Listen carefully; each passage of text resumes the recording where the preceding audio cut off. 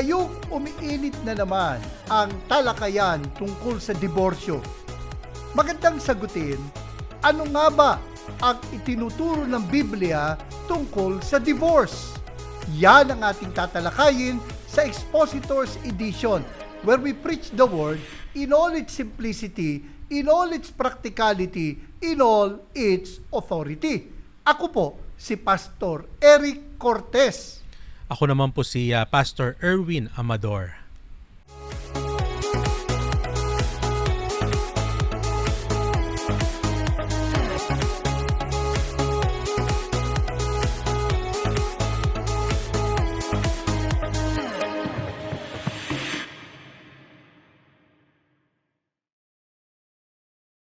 Bago po kami magtuloy-tuloy sa pagtalakay tungkol po sa itinuturo ng Biblia tungkol sa divorce, gusto po muna naming magbigay ng disclaimer. Ang aming pong pananaw ay personal po naming pananaw at it does not represent ang mga organization na kinabibilangan namin ni Pastor Erwin maging ang aming asosasyon. Maganda, Pastor Erwin, nasa umpisa pa lang, linawin na natin ang kung saan tayo tumatayo pagdating sa issue na ito. Siguro para sa akin, Pastor Eric, dahil kasama rin naman yan sa naisulat ko about family. Unang-una, marriage is a lifetime partnership. Naniniwala pa rin po ako dyan, diba? It's a lifetime commitment, lifetime covenant. So when couples disagree, dapat hindi divorce or annulment agad yung first option. Kasi ang tao, I understand that people resort to divorce or annulment dahil nga sa hardness of heart. That's the result of the fall. And divorce is a serious matter to God. And malinaw naman talaga sa scripture yung original design ni Lord, diba, sa marriage. It is a lifetime covenant and commitment. Kaya naniniwala ako dun sa sinabi rin ni Tony Evans. As followers of the one true King overall, we should seek to honor each other no less, to love each other no less, and to expand God's dominion and rule no less through all we do in our marriage. So, but alam ko rin naman na merong concession, hindi kinumand.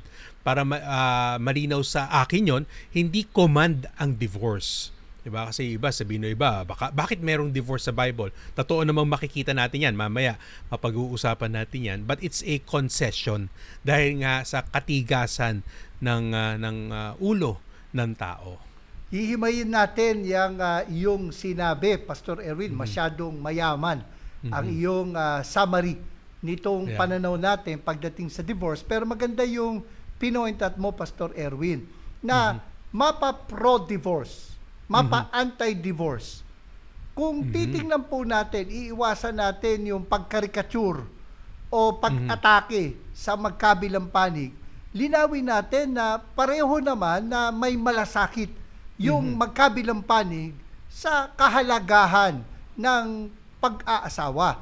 So pareho namang ina-uphold yung sanctity ng marriage, hindi dahil sa pro-divorce ay gusto nang sirain yung pag-aasawa. Ayan. At isa pa rin ginawa ko ring hakbang dahil nga umiinit yung usapin na yan, Pastor Eric. Sabi ko nga siguro instead of parang magra-rally tayo, di ba? Parang yun, gusto natin magtawag ng rally, say no to divorce. Ay ko mas mainam din naman na i-equip ko itong aking pinaglilingkuran na church, di ba, regarding this matter. Nasabi ko, kailangan palakasin natin yung marriage commitment. So, kaya kami ay, we are going through ito pong 6 commitments that every couple or every GCF New Valley couple need to make. Sabi ko kasi kahit na kapag matatag naman yung pagsasama kahit ano pang batas ang meron dyan tungkol sa divorce, may divorce man o wala? Wala yan, hindi nila papansinin. Kaya I think mas maganda yung proactive din tayo, turuan natin kung ano nga ba ang sinasabi ng Bible about marriage para mas mapalakas natin at pumunta tayo dun sa God's original design of marriage. Yun ang ating tatandaan. Ito pong pagtalakay natin sa divorce ay hindi ho nangangahulugan na gusto nating pahinain ang marriage. We all want na i-strengthen ang marriage kasi nga hindi nga maganda na ito kaagad ang takbo na mag-asawa. kapag may hindi pagkakasunduan. Subalit, alam naman natin at makikita nga natin na may mga pagkakataon na kinakailangan na magkaroon po ng ganitong mga batas. Subalit, we're going ahead of ourselves. Maganda, balikan natin nung ang ating Panginoon ay kinumpronta ng mga religious leaders tungkol sa stand niya sa divorce. At ang sabi nga rito na sa Matthew chapter 19, nasa Judea ang ating Panginoon, ang sabi po, large crowds followed him, and then sa Matthew 19 verse 3, ang sabi po, and Pharisees came up to him and tested him, asking, is it lawful to divorce one's wife for any cause? Kasi may background yan, di ba, Pastor Erwin? May dalawang schools of thought pagdating sa divorce. Meron yung isang grupo na sinasabing every and any cause pwede mag-divorce. Halimbawa, nasunog yung sinaing. O kaya pagising mo sa umaga, napangitan ka sa asawa mo. Ay pwede mo nang i-divorce. Ayan. Kumbaga, anything, di ba? Kahit mga trivial matters lang, Totoo pwede yun. mong i-divorce. Yan yung kaya yun ang tanong for any cause. Diba? At meron namang isang conservative group na sinasabi na immorality ang tanging cause for divorce.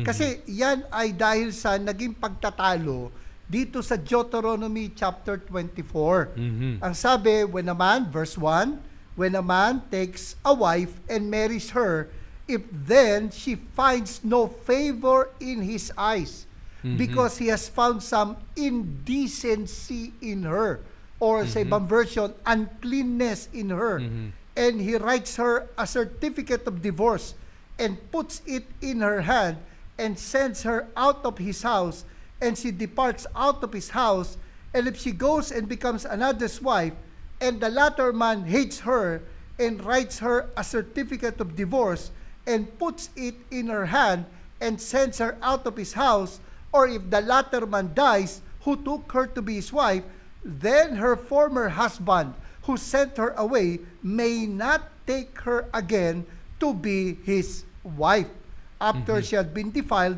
for that is an abomination before the Lord.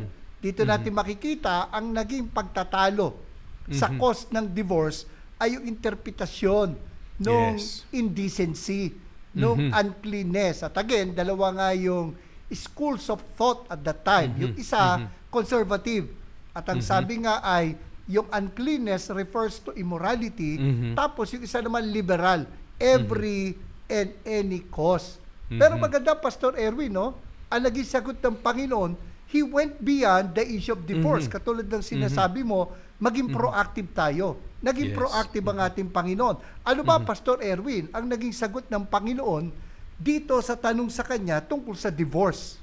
Sabi nga ng ating Panginoon doon sa verses 4 to 6, have you not read that He who created them from the beginning made them male and female, and said, therefore a man shall leave his father and his mother and hold fast to his wife.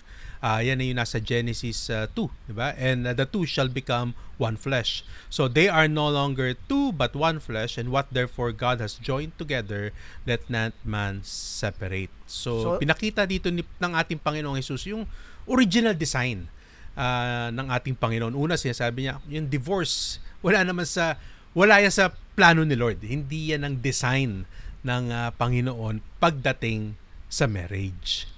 Ito'y galing sa Genesis chapter 2 verse 24. Yan. Na yung sinasabing, a man shall leave his father and his mother and hold fast to his wife, and the two shall become one flesh. At doon binatay ng Panginoon ang kanyang conclusion. So they are no longer two but one flesh. What therefore God has joined together, let not man separate. Now, when to clarify, Pastor Erwin, ang sinabi dito ng Panginoon, hindi sinasabi na ang pinagsama ng Diyos hindi mapaghihiwalay ng tao. Ang sinabi, huwag paghihiwalayin ng tao. Let not man. Diba? Let not man separate. And I checked on it, it's in the imperative. Ito ay utos. Huwag paghihiwalayin ng tao. Hindi sinasabing hindi mapaghihiwalay. ang sinabi, huwag paghiwalayin. So, may kakayanang paghiwalayin. Subalit ito'y sasalungat sa orihinal na disenyo ng Diyos. Yan. So, malinaw ngayon, hindi command ang divorce. Kasi yan ang susunod na tanong di ba? Yan ang magiging sunod na tanong ng mga Pharisees na kausap ni Jesus Christ. Ginawa nilang command. Ang sabi, then they said to him, why then did Moses command one to give a certificate of divorce and to send her away? Ang sabi ng Panginoon, He said to them, because of your hardness of heart, Moses allowed you to divorce your wives, but from the beginning, it was not so. So, kinorek ng ating Panginoon. Hindi command, inallow, or kung medyo tayo sa alliteration, hindi command, concession ang meron dyan sa regarding divorce. Even si Moses, hindi niya naman kinumand yan. Inallow. Ayan, because of the hardness of mankind's heart. Ayan ang dahilan. Mahilig na rin lang tayo sa alliteration. The design of the Lord, sabi nga ay we cannot unone what God made one. Yan ang sinabi. Yeah. Subalit, ang design ng Lord, ang pinagsama ng Diyos, huwag paghiwalay ng tao. Subalit, because of human weakness, mayroong divine concession. So makikita natin na itong divorce was a divine concession due to human weakness. Because of your hardness of heart, Moses allowed you to divorce your wives. Pero notice ang sabi dito, but from the beginning, it was not so. Yan, at sabi, di ba, sa umpisa, sabi niya, have you not read that He who created them from the beginning? Di ba? Tapos sa baba, sinabi niya, from the beginning, it was not so. So, the design was for the couple to be together, but the divine concession was, there are times na it appears na kailangang mag-divorce. Ayan. Kumbaga, yung design was distorted by sin. Because that is the fall of mankind. Alam natin na bakit ito ngayon nangyayari sa atin. Bakit may ganito? Although ang meron pa lang naman sa Pilipinas, technically, ay annulment. Sabi ko naman, pero pag in essence, ganun din naman yun. May mga alam ko yung technicalities, di ba, na difference between annulment and divorce. But at the end, di ba, yung sa huli niyan, magkahiwalay sila. So, kaya pwede nang ikasal ulit, di ba, after the annulment. So, but hindi yan talaga yung original design. Kaya nga sinabi ko nung umpisa pa lang, lest na ma-misinterpret tayo dito na nag-endorse ng divorce. Hindi po. Ako as a pastor, hindi po agad divorce or annulment ang sinasabi ko. Dapat pag-usapan yan. Kung may mga misunderstanding, hindi yan ang first option. At dapat nga, wala sa option natin yan. Hindi natin sinasabi yan regarding divorce para lang malinaw. But since dahil sa pinag-aaralan natin sa Bible, may nakasulat din naman about divorce. At ito nga ay inalaw. Inalaw lang ni Moses dahil sa katigasan ng ulo. Dahil ginagawa na nila. Even in the ancient Near East, nung aking ni-research din ito, Pastor Eric, nandun na yan Kumbaga, ginagawa nila nang wala lang formalities, walang mga certificate, ginagawa na. Kaya nga, naalala ko yung sinabi nga ni Wayne Grudem naman. Sabi niya, I think 2014, sabi niya, bumaba sa US yung divorce. Pero bakit? Kasi cohabitation na lang ginagawa ng mga tao doon. So parang, 'di ba, hindi naman din tayo agree doon, pero ginagawa na ng tao. In other words, live-in. Sa atin tawag yung live-in, yung cohabitation na lang. Kaya wala nang divorce talaga na nangyayari. Siyempre, wala namang marriage. Walang kasal na naganap. Nagli-live-in naman. So the same lumalabas may batas man o wala, ay merong naghihiwalay. Yes. So, ito yung nangyayari din sa panahon ni Moses. And maganda rin kasi siguro baka magtanong din yung ating mga tagapakinig. Bakit nga ba inalaw ngayon ni Moses? Totoo nga na ginagawa na nila. Bakit naman parang nangunsinti, 'di ba? Kasi inalaw.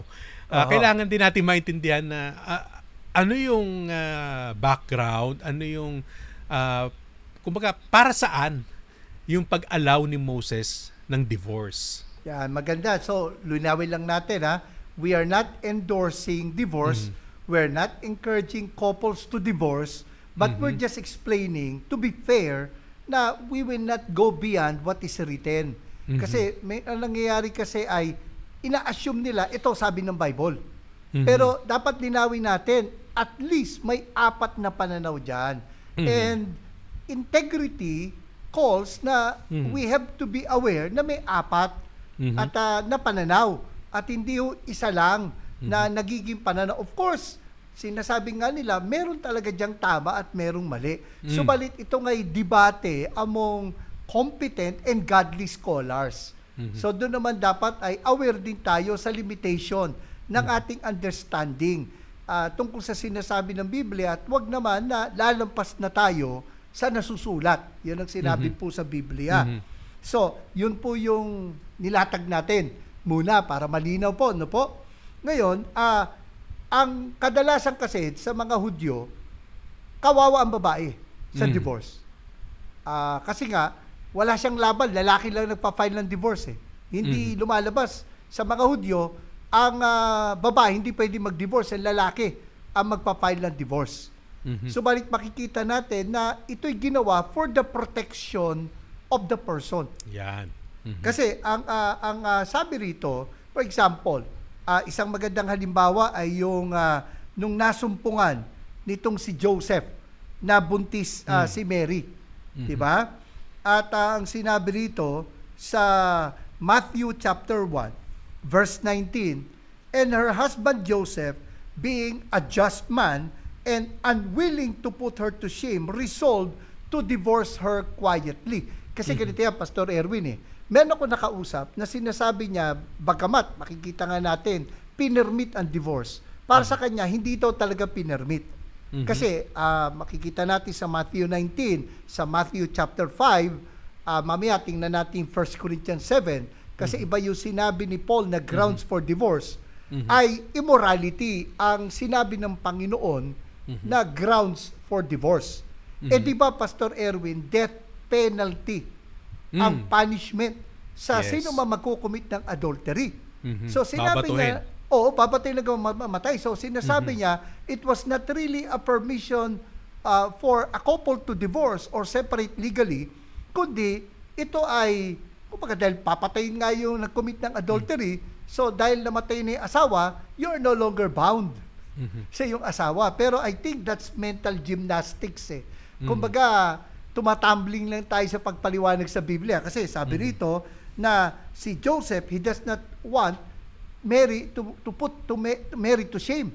Kaya ang sabi, he wanted to divorce her. So, yung divorce ay protection ng babae para hindi po siya kumbaga ay ma-penalize, mapatay sa pamagitan ng pagbato. So, in a sense, ang divorce ay proteksyon ng inosente. Yes. So, para malinaw, 'di ba? Hindi nangungonsinti si Moses.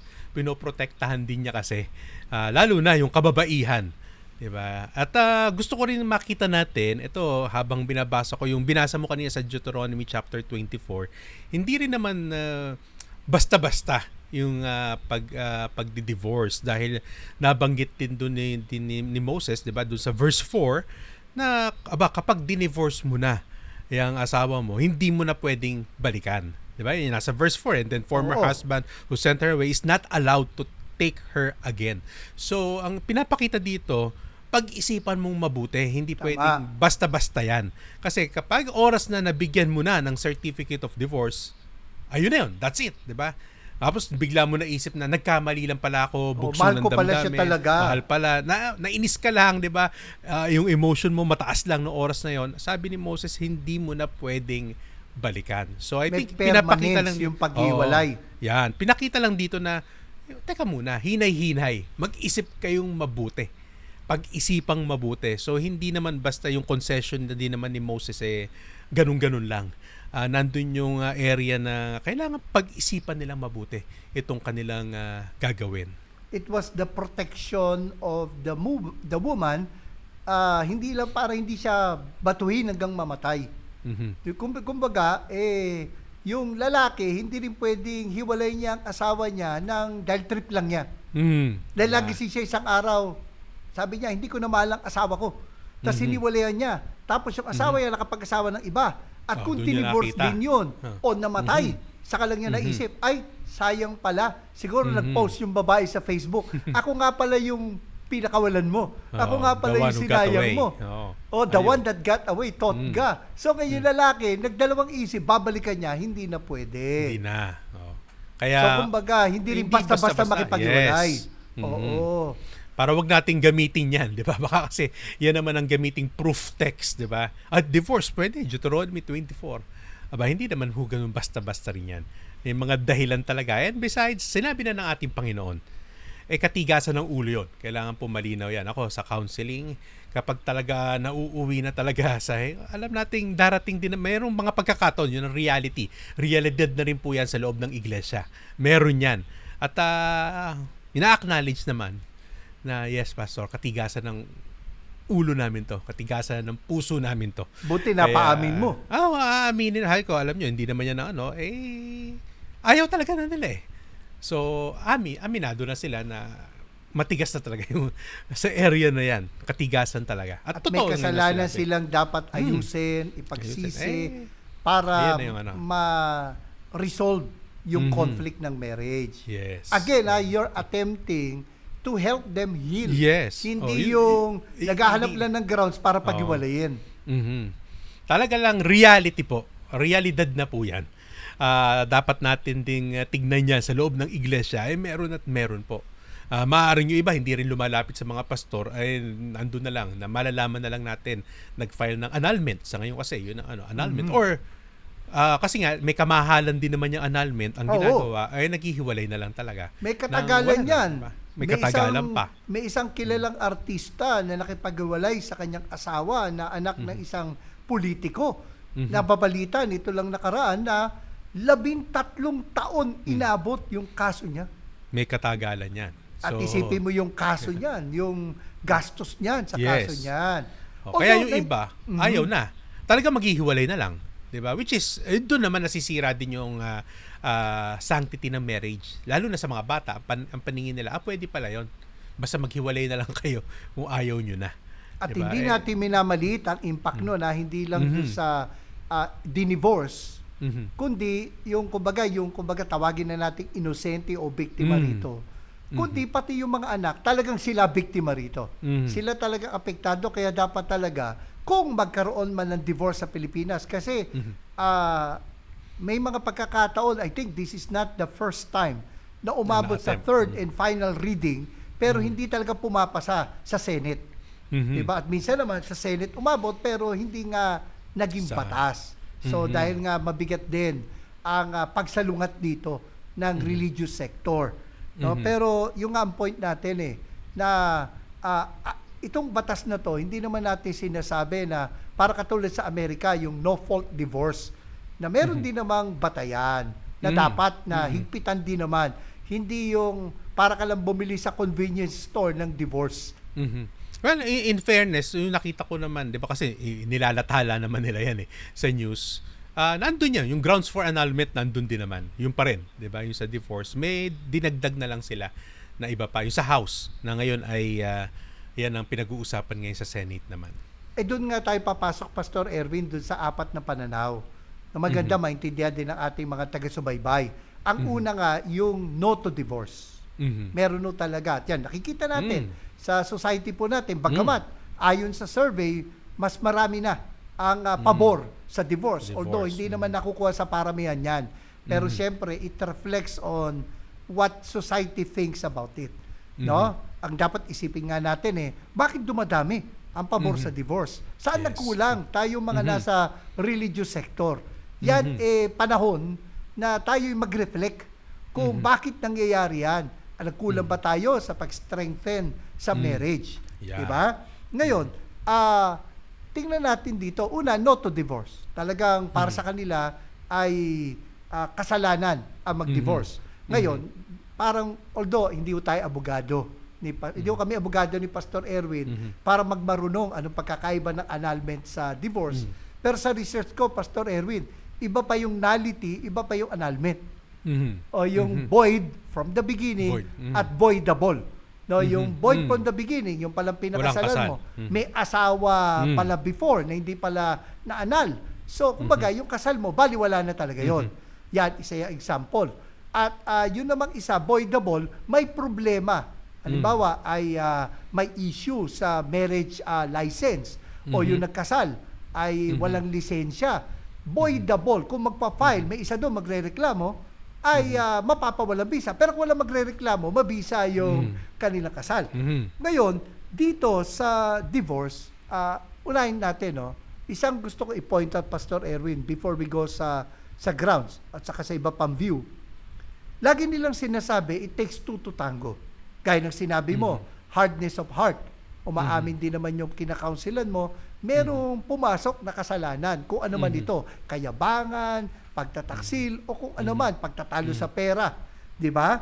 Pero meron at merong innocent. It appears na merong innocent. Yung hindi naman niya ginusto, pero yung kanyang asawa ay gusto makipag-iwalay. Anong proteksyon nitong tao ito? Di ba? Katulad nung, kaya may tanong nga doon sa issue ng no to divorce. Pangalawa naman, yung stand na yes to divorce, it may be allowed, but you cannot remarry. No remarriage. Hindi ka pwede mag-asawa uli, babalik ka na lang sa, either you remain single o babalik ka sa dati mong asawa. So, basically, yan yung anti-divorce, yung dalawang yon. Yun namang pro-divorce, may dalawa rin. Again, at least 4. Baka may iba pa. No, yun naman ay yes to divorce, but only on 2 grounds. At ito nga yung isang binanggit ng Panginoon, sabi sa verse 9. And I say to you, whoever divorces his wife except for sexual immorality and marries another commits adultery. So, ito yung isa sa grounds, scriptural grounds. Ang ibig sabihin, ito yung nakasaad sa Biblia. At anong sabi, Pastor Erwin, ng Panginoong Hesus? Ano yung isa sa grounds ng divorce? But I say to you, whoever divorces his wife, except for sexual immorality and marries another, commits adultery. Yan ang isa sa grounds, scriptural ground. Yung nakasaad sa Biblia. Malinaw naman yan. No? Malinaw yan. Pero may isa pa, Pastor Erwin, sa 1 Corinthians chapter 7, di ba? Na may sinasabi rito. Si Paul na to. Si Paul naman ito. Na sinabi ni Paul sa 1 Corinthians chapter 7. No? Basahin natin ng buo. Yeah. To the rest I say, I not the Lord. Ang ibig sabihin dito ni Pablo ay hindi sinasabi na nagmamarunong siya na ito ay less inspired kasi siya may sabi, hindi ang Panginoon. Kundi sinasabi niya, wala lang sinabi ang Panginoon tungkol dito nung nandun siya sa lupa. So sabi niya, to the rest I say, I not the Lord, that if any brother has a wife who is an unbeliever and she consents to live with him, he should not divorce her. If any man has a husband who is an unbeliever and he consents to live with her, she should not divorce him. For the unbelieving husband is made holy because of his wife, and the unbelieving wife is made holy because of her husband. Otherwise, your children would be unclean. But as it is, they are holy. But if the unbelieving partner separates, let it be so. In such cases like this, abandonment, the brother or sister is not enslaved. God has called you to peace. Pansinin natin, but if the unbelieving partner separates, let it be so. So ang sinasabing pangalawang scriptural ground for divorce, abandonment of an unbelieving spouse. Ayan, kapag iniwang ka, yan naman yung sabi nga, di ba, siyempre, pag tinignan mo yung sinasabi mo kanina innocent talaga, for example, sexual immorality, di ba, may Nagtaksil yung isa. asawa mo nagtaksil, wala ka naman talagang ginagawa, ay siyempre, hindi rin naman doon mag-a-apply yung it takes two to tango. Kasi wala siyang ginagawa, malinis naman siya, kumbaga sa mata ng Panginoon, sa mata ng tao, alam na wala siyang ginagawa, yun lang asawa niya, yung nagtaksil, di ba? At dito rin naman, sa sinasabi rin ni Pablo, abandonment, iniwang ka. Alam ko may mga cases na ganyan eh. And hindi ko lang alam, hindi ka nga kasi tayo mga abogado, lawyer. Kasi meron ding parang ganyang mga cases, di ba? Hindi ko lang 5 years or 7 years na hindi mo nakikita, hindi mo alam talaga kung nasaan, hindi nagpapakita, hindi nagpaparamdam. totally hindi mo alam. So hindi mo alam kung buhay pa o patay na. Ginosting ka ng asawa mo. Tapos nawawala, 'di ba? Hindi mo na rin alam talaga kung nasa. I think parang kino-consider na ng ano yun ng law na wala na, patay na. 'Di ba? Kasi malaya ka na. Kasi talagang hindi mo dapat alam. Yun ang ano naman nun. Motive na yan, 'di ba? Either nagsisinungaling ka kung hindi mo talaga alam kung nasa ano na yan, nasa tao na yan. Ito yung isa. Again, doon sa sinasabi mo nga na ito yung mga nag-aalaw lang sila, ito yung pananaw nila na yes to divorce and remarriage only, ayan, doon sa in cases such as immorality and abandonment. So, only on scriptural grounds. Yun ang pangatlong stand. Yung pang-apat naman ay yung yes to divorce, yes to remarriage. However, pati dun sa mga grounds na hindi allowed siya, pati sa mga grounds na hindi direktang tinalakay sa Bible. Katulad halimbawa ng pagmamaltrato, pambubugbog, Yes. o yung kaso ngayon na tinatawag na marital rape. Diba? Doon sinasabi na mayroong grounds na maaring hindi direktang tinalakay ng Bible, pero mukhang valid na reason. Hindi naman ang makikita natin doon sa apat na stand na yun, at ito po ay mga evangelical ang may stand dito, itong apat na to makikita naman natin na hindi naman sang-ayon na ganun-ganun na lang ang paghiwalay. Yes. No, sinasabi naman kung iaalaw, higpitan naman. Hindi yung trip lang, katulad May ng dahilan. halimbawa. May dahilan mabigat- talagang siguro masasabi. mabigat na dahilan. Tama. Hindi katulad ng isang kilalang singer, no? Nagpakasal, tapos ilang araw lang nag-divorce. Ayaw na. Biglang ayaw na. Alam ko, Hindi fan talaga. ka nung singer na yun Di ba? Hindi ko kilala kung Yung sino oops, to. I did it again. Di ba? Pero kita mo kahit na mayroong permission, whether ang pananaw mo ay yung only on scriptural grounds, okay? O yung pang-apat na only on valid or sabi mo nga, mabigat na dahilan. By kahit the way, na hindi direktang binanggit, mabigat pa rin. Kaya Pastor nga sagot, Yang sinasabi ng mga scholars diyan na hindi naman dahil sa walang scriptural ground kundi 'di ba? Doon siya nagfo-fall Nung akin ding ni-research lang 'yan. Doon siya nagfo-fall sa in such cases. Kasi nga sa original language, meron siyang such as this or like such.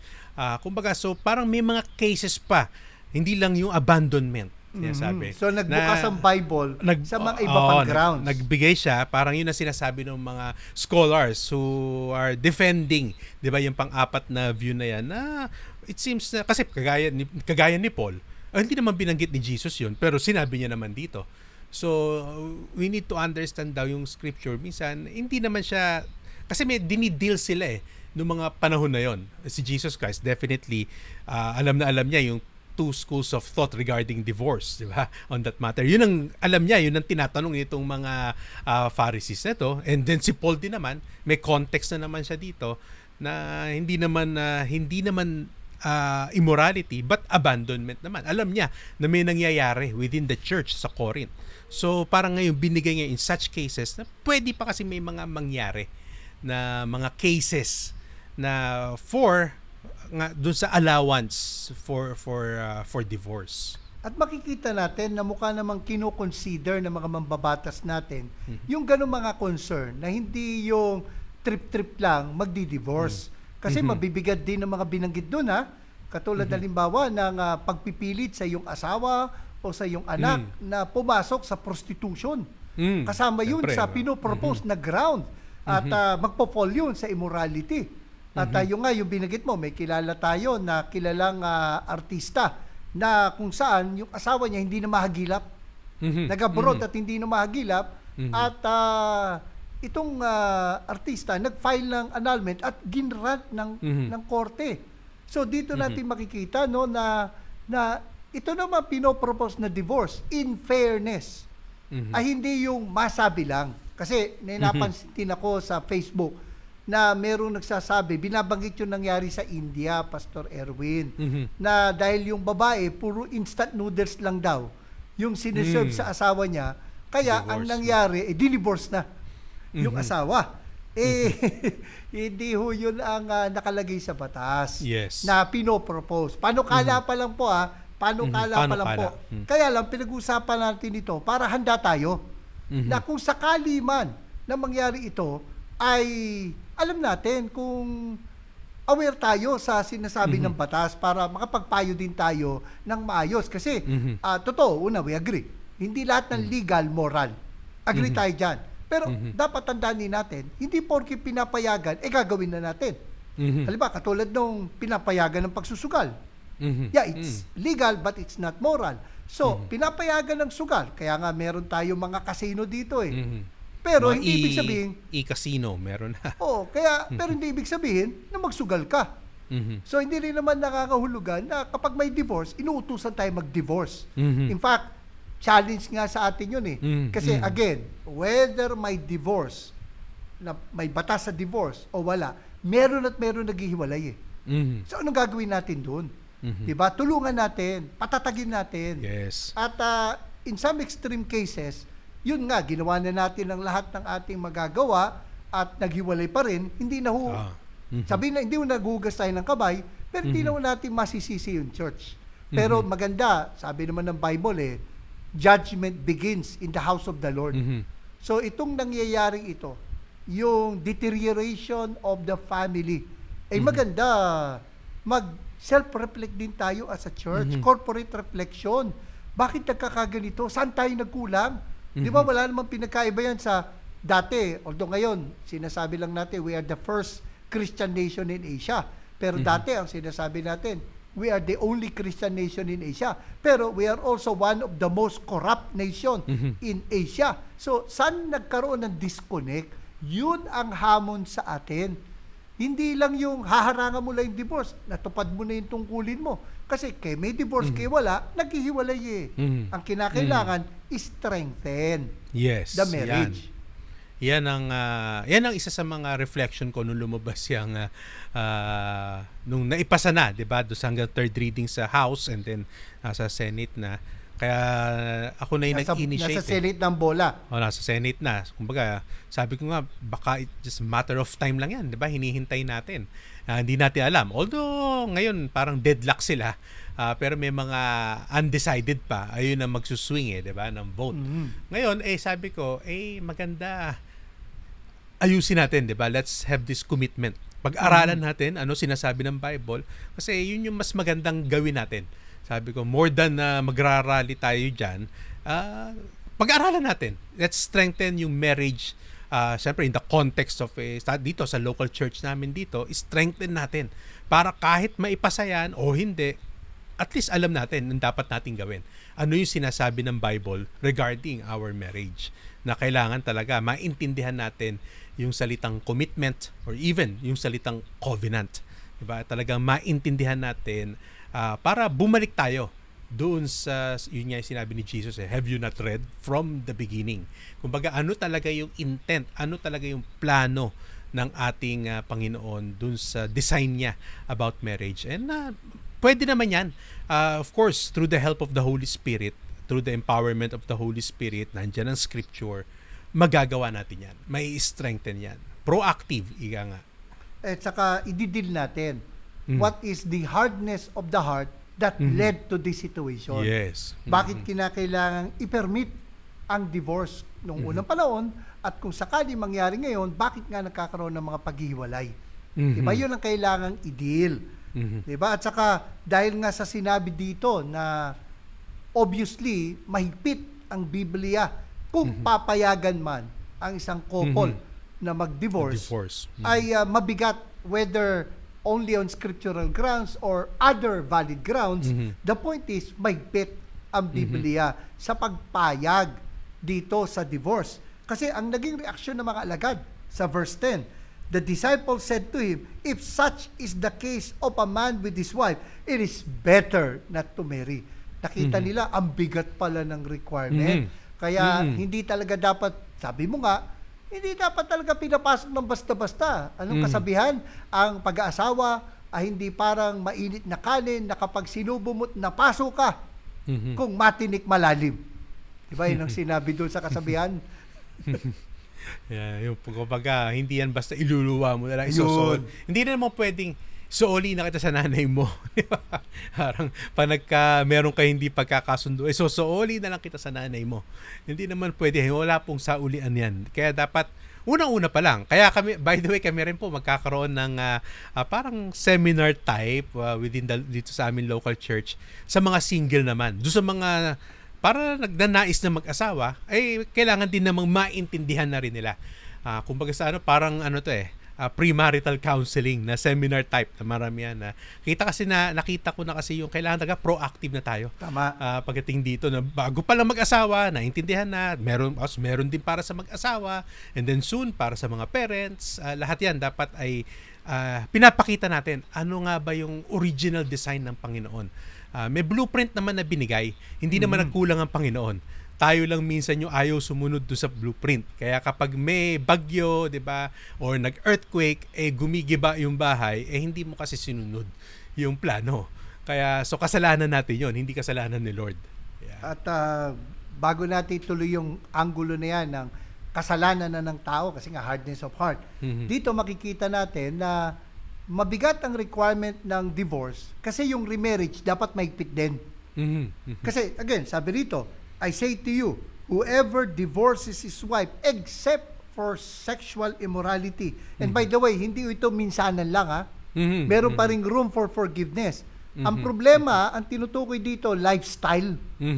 Lifestyle na yung ilang beses ng sinabihan, kinounselan, baka na-discipline pa nga sa church. Pero yan, tigas pa rin ang ulo. 'Di ba? Sabi nga paulit-ulit na sa kabilang bahay. Sabi rito ay yun ay grounds for divorce, yung lifestyle na ng immorality. Pero sabi ito, whoever divorces his wife except for sexual immorality and marries another commits adultery. So, yung remarriage allowed lang sa innocent party, quote unquote. So, halimbawa, yung lalaki talagang taksil, babaero. Katapos ay yung nagkaroon ng divorce, whether yung lalaki sabi niya ayaw niya na sa asawa niya dahil bakit ba paulit-ulit siya ng babae, o yung babae mismo hindi niya na makayanan kasi delikado, baka mamaya mahawaan pa siya ng sexually transmitted disease. O kaya mabuntis pa siya nitong asawa niya na babaero, di ba? Dagdag na problema pa. So, i-divorce niya. Yung biktima, pwede mag-remarry. Pero yung immoral person, hindi pwedeng mag-remarry. Siya ay magkukomit na ng adultery sa paningin ng Panginoon. Take note sa paningin ng Panginoon. Kapag siya ay nag-asawa muli. Kumbaga, remarriage is only allowed doon sa innocent, hindi doon sa nambiktima. Kundi yung remarriage ay para dun sa biktima. At yan din naman yung mga nadidinig ko rin regarding dyan sa bill na yan ng about divorce, Pastor Eric. Sabi, this is more dun sa para dun sa biktima. Protection. Kasi protection yan, 'di ba? Doon sa biktima, hindi doon sa may ginagawang mali. 'Di ba? Yung divorce para doon sa protection para doon sa biktima. Kasi nga naman, kawawa siya. Lalo na kung battered wife. Isa pa yun. Battered husband. Pwede rin naman, hindi na naman palaging battered wife, di ba? Battered husband din. Paano gagawin, di ba? Baka mamatay yan sa loob ng tahanan. Sabi nga, yan yung mga pinag-iisipan, di ba, ng ating mga mambabatas. Paano po proteksyonan yan? Kaya nga, although may women's desk ngayon, di ba? At isa rin ito. Yung BAUC, Violence Against Women and diba? Children Desk. Parang tinitingnan nila to, paano siya makakaalis, paano siya makakalaya kapag ganito na yung sitwasyon niya sa loob ng tahanan. So, ito yung, again, sabi mo, hindi yan one time lang na ginawa, di ba? Na nagkasakitan one time. Ito yung habitual na, ginagawang punching bag, di ba? Yung isang partner, yung kanyang partner, mukhang dapat nga tayo pag-isipan din naman, di ba? Baka mamatay yan dyan kapag tayo naggumiit naman, 'di ba, sa hindi pwedeng paghiwalay, manatili ka diyan. Hihintayin mo na lang yung kamatayan niyan. Diyan nga napulaan yung isang kilalang preacher sa Amerika na kumbaga parang in a sense pinilit niya yung asawa makipagbalikan sa abusive spouse. Tuloy nalagay sa panganib yung babae. Yun naman ang ingat tayo kasi oo, totoo, sinabi ng Biblia, wives, submit to your husband. Pero sabi nga, submission may include the heartbreaking but not the life-threatening. Yun naman ang ating dapat tatandaan. At Ay, saka, submission po, wag lang yung hindi doormat ang ibig sabihin. Di ba? Wala lang, pwede mong tapak-tapakan. Para Ay, malinaw din. Oo. Kasi doon minsan baka doon nagkakaproblema eh. Submit ka sa akin. And tingin mo doormat yung asawa mo. Hindi naman po ganun. Ibabalansin natin, Pastor, kasi yun ay willing submission of the wife. Meron namang sinabi sa Bible, husbands, love your wives just as Christ loved the church and gave himself up for her. So the loving leadership, sacrificial love of the man, and then the willing submission of the woman. Wag lang yung palagi yung babae na agrabyado rito. Yes. Parang babae na lang ang laging sasagot sa, kumbaga, sasalba doon sa marriage. Actually, ang napaka-realistic ni Paul, no? Sabi ni Paul dito, if the unbelieving partner separates, let it be so. In such cases, the brother or sister is not enslaved. God has called you to peace. Para di sa kapayapaan nung biktima ng abandonment, ng sexual immorality, o ng iba pa. Lumalabas ako, ang stand ko, yung number 4. May iba pa. Na may iba pang reason. But again, we are Mabigat not na reason. endorsing divorce, ha? We are not encouraging divorce, but we're just explaining kung ano sinabi ng Bible. Yes. Pero tingnan mo sabi rito, kasi may kailangan, parang ano yan parang halimbawa, Pastor Erwin, na halimbawa ako, na-aksidente ako, may matinding sugat itong aking braso. At sinikap pagalingin ng doktor, pero may tetano na. At kung hayaan mong nandyan, malalaso ng buong katawan. Kaya kailangan putulin yung braso. Yes. Ganon din naman dito na extreme cases. I think as far as the Bible is concerned, divorce may be allowed only on extreme cases. Talagang mabibigat, hindi Yan. trivial matters.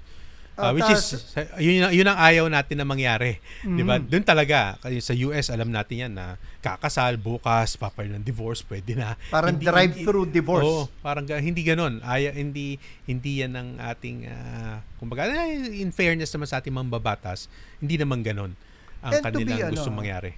And sabi nga ni Paul, we have to understand, hindi tayo ang tagapagligtas ng ating asawa. Kasi sabi nito, God has called you to peace. For how do you know, wife, whether you will save your husband? Or how do you know, husband, whether you will save your wife? Na may mga pagkakataon na kailangang maghiwalay para maisalba ang pag-aasawa. Yun ang isang paradox, kumbaga. Pero maganda, Pastor Erwin, sa mga natitira pang oras natin, ay paulit-ulit sinasabi natin na we want to strengthen the marriage. Can you share, Pastor Erwin, ano ang mga hakbang na iyong itinuturo sa iyong iglesia, paano ba patatatagin ang buhay may asawa para may divorce man o wala, hindi kakailanganin ng couple na mag-divorce? Well, ang unang-una, sabi, ito yung siguro overall kung i-summarize ko itong 6 commitments na aming tinuturo ni Christine dito sa GCF New Valley. Bawal ang tamad, di ba? Kumbaga, you really need to work out for your marriage, fight for your marriage. Kumbaga, hindi siya self-sustaining. Kailangan diba? i-nurture. I-nurture mo yan. Sabi ko nga, ang example namin is yung parang ang planting, di ba? Sa pagpa-planting, you need to kailangan mo linisin mo muna yung lupa bago ka magtanim. Diba? So, kailangan i-take out mo yung mga weeds and then you need to plant seeds. Diba? So, ganun din sa marriage at hindi yan one time. Yung mga weeds, kailangan natin tanggalin yan. Diba? Sabi ko nga, kaya nandun din yung mga daily confession, daily forgiveness, yan yung mga maging habit ng mag-asawa eh. Kasi yung mga, alam naman natin na progress ang ating paglago sa Panginoon. And the same is true sa marriage. Progress din naman yan. Hindi naman yan one day matinding magandang-maganda na yung pagsasama nyo. It takes time, di ba? Kailangan ng progress. So yung mga weeds na yan, di ba? Yung mga hatred, bitterness, unti-unti yan eh. Kailangan mo tanggalin at kailangan mo ngayong tamnan din yan. Sabi ko nga, for example, yung fruit of the Spirit, hindi na nga natin fruit yan eh, fruit ng Holy Spirit yan. Nandyan yan sa atin. Kailangan lang nating ilabas. So in a sense, quote-unquote, para itatanim mo. Kasi meron ka naman ng buto na, to na pwede mo strengthen itanim. marriage is to be prepared for marriage. Yes. Ayan ang And to mga... take care of your marriage. Take care of your marriage. Importante ako, nandyan na, sa mga kasal na po, you really need to work hard, di ba, dyan sa marriage. You really need to fight for your marriage. Dahil given na po yan sa society natin, i-aatake talaga yan. Aatake niya yan. So, kailangan na lang tayo maging handa and to be prepared, nurture. Alagaan nyo talaga.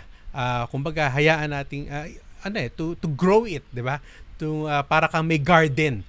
Kailangan mo talagang alagaan yung garden, the garden of your marriage. Yan ang pinaka-summary. Which is, it takes a lot of work. Totoo. Hindi po madali. Minsan easier said than done. Pero yun ang kailangan gawin. Kaya nga sabi ko, bawal sa tamad. Kasi syempre tayo gusto natin instant eh. Kaya tingin ko rin, kaya dami ring naghihiwalay kasi hindi na meet yung expectation mo. Ba't ganun? Ayaw mo na i-work out, di ba? Ay di, hiwalay na lang tayo. Mangyayari na sa iyo. Akala ba natin kung hindi natin aayusin yan, uulit-ulitin lang din po natin yan sa iba. Sino po ang kawawa? Dadalhin mo yan Yes. sa magiging kakasamahin mo o yung magiging asawa mo kung may divorce. At alam naman natin, hindi po malayo sa realidad yan. Marami na rin po tayong nakikita, nababalitaan na anal, kasal, di ba? Paulit-ulit na lang. Marami silang pera kung gano'n, Pastor. Oo. Ang mahal-mahal ng annulment. Meron, di ba? Meron tayo. Makikita naman natin sa lipunan natin yan. Di ba na, o kung hindi man nagpapaanal, wala na lang. Talaga naghiwalay na lang. Iba-iba na lang yung kinakasama. Oo. So, inuulit-ulit lang. Kasi nga, hindi tayo natututo na ang marriage, kailangan talagang trabahuhin din yan. Kala niya ang problema yung iniwan, yung pala yung nang iwan ang problema. Yes. Kaya tuloy, di ba, may panalangin. Pinanalangin ko natanggalin ng Lord ang problema ng asawa ko, tapos siya'y nawala. Siya. Yeah. So, yun, kailangan tayo. Let's work out yung, kumbaga, imagery, yung garden ng ating marriage. Dahil pag pinabayaan mo yan, imagine mo yung garden, kung may garden kayo, pabayaan mo, walang magla-landscape niyan, walang maggugupit ng mga damo niyan, papangit yan. So, the same is true. The same is true sa marriage po natin. At dito makikita, Pastor Erwin, yung kahalagahan ng church. At tungkulin natin mga pastor na mag-counsel sa ating mga miyembro, sa pamilya, sa ating iglesia, para nga to prepare them, to protect them, to be proactive in strengthening the family para may divorce man o wala, hindi kakailanganin. At maganda yung sinabi mo, yung preparation. Yung bago pa ikasal. Kaya ako, Pastor Erwin, bago ako magkasal, ay requirement ko sa magkakasal na makounselan ko. Kasi hindi pwede, hindi naman garantya na mananatili sila sa isa't isa. Bagamat salamat sa Diyos, wala pa naghihiwalay sa mga kinasal ko. Subalit, it is not guaranteed that they will remain together kapag hindi sila pinayuhan. Pero parang lumalabas, it is almost guaranteed that they will have problems, that they might separate kung hindi sila mapayuhan. Kailangan i-prepare sila na pagpasok nila sa buhay may asawa, hindi sila lutang, kundi mulat ang isip nila sa realidad ng pag-aasawa. So, preparation. And then, yung strengthening of the foundation ng pag-aasawa. Para may divorce man o wala, hindi siya kakailanganin. Yes. So, Pastor Eric, again, even though sa scripture merong concession on divorce or even remarriage, diba? But still the best thing to do is to fight for our marriage. And with that, marami pong salamat sa inyong pagsubaybay sa isa na naman pong mayamang talakayan dito po sa Expositors Edition. Huwag niyo pong kakalimutang mag-subscribe sa aming pong YouTube channel at kung kayo napagpala, paki-like, paki-share ang aming pong video. Maaari nyo rin po kami i-follow sa Facebook at sa Spotify. Ang Expositors Edition ay mapapakinggan din po dyan nga po sa Care 104.3 The Way FM, dyan po sa Bicol, at maging sa DXAS 1116 Your Community Radio, dyan po sa Mindanao, sa Zamboanga, Basilan, Sulu at Tawi-Tawi. Ako po, si Pastor Eric Cortez na nagpapaalala, ang katotohanang nagpapalaya, katotohanang isinasagawa. Ako naman po si Pastor Erwin Amador na nagsasabi po sa inyong be intentional in studying the Word of God, then be intimate with the God of the Word.